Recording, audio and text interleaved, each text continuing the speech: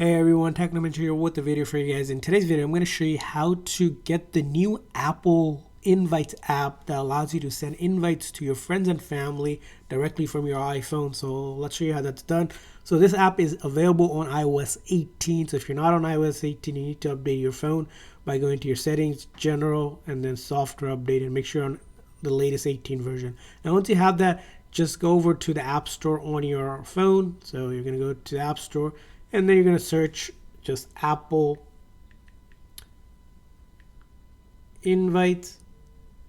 And once you search it up, it's going to be this app right here. As you can see, this is from Apple Invites and allows you to go ahead and send invites to your friends and family with the custom code and such. So when you're ready, just click on Get.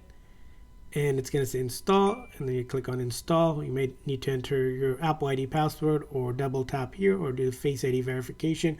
So as you can see here, it's loading right now on the app and it's ready to be open, and it's open right here. And if you don't see it right here, you might need to see it on the last lab page for app library. It might be down there, but let's go ahead and open up. As you can see here, it says welcome to Apple Invites. Receive the invite. Tap the link we were sent to see the details. So you can send it. Got the app. Continue to explore or set up your first event. So hit continue.